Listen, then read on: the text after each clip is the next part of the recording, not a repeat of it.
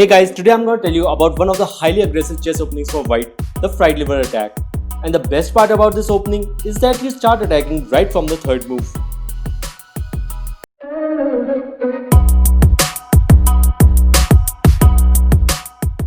White starts pawn to e4, black replies e5, white develops his knight to f3, black develops his knight to c6, then bishop to c4 and knight to f6. And this is the two knights defense. And now we start our attack.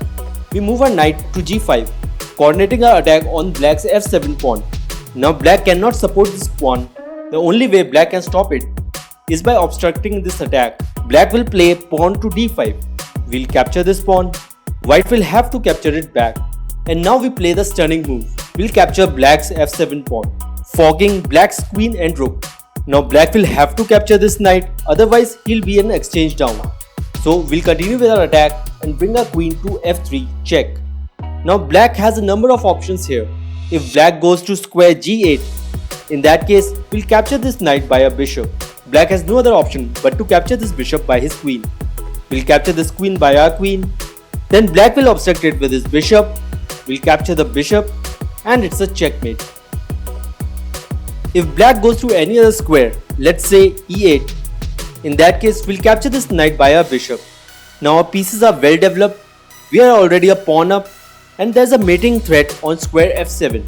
If black tries to protect it by bringing his queen to square e7, in that case we'll capture the knight by our bishop, black will capture it back with his pawn and we'll capture it with our queen and hence we fork black's king and rook.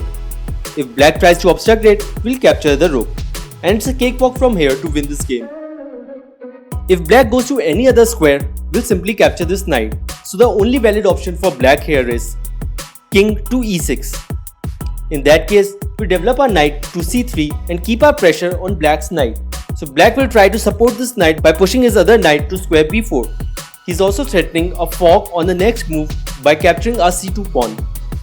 Guys, this is a highly aggressive opening and we have to keep attacking, otherwise in the next move, black will move his pawn to c6 and his knight will be secure. So we'll push our pawn a3 and attack black's knight and let him do the fork. He'll capture the c2 pawn and fork our king and rook. We'll move our king and he'll capture the rook. Anyways, this rook was not active and this is a highly aggressive opening. So it's now our time to attack. We'll capture this knight by our knight. Now there's a discovered check coming for black in the next move. So he'll try to evade it by bringing his king to square d6. Next we'll push our pawn to d4, opening up the center and also making way for our bishop. If black captures this pawn, we'll bring our bishop to square f4, check, and now black's king is trapped in the center and it will be very easy for us to win the game from here. If instead of capturing this pawn, black pushes his bishop to square e6, in that case we'll bring our rook to square e1. Now black cannot save his e5 pawn. We're simply gonna break through this file and completely destroy black. What if black pushes his knight to square e7 and supports his other knight? In that case, we'll push our pawn to d4. If black captures this pawn, then we'll bring our queen to square e4, check, and as soon as black removes his king, we'll simply capture the knight. So the best move for black here is to move his pawn to c6. In that case, we'll move our bishop to square g5 and pin black's other knight as well. Black will try to chase away our bishop by pushing h6. We'll capture this knight. Black will capture it back with his bishop. And now we'll castle long and open the center and attack along this d file and completely demolish black. What if in the beginning itself, instead of capturing this pawn, black pushes his knight to square a5 and attack our bishop? In that case, we'll move our bishop to square b5 and give check.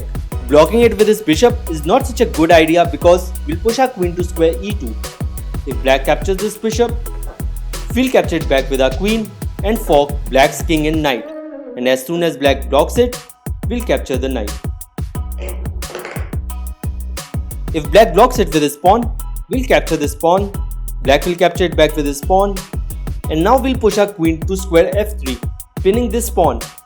Now as you can see, we are up in material. Our pieces are very well active and we can easily win the game from here. So guys, if you liked the video, please hit the like button and for more such videos, please subscribe to Chess VITA.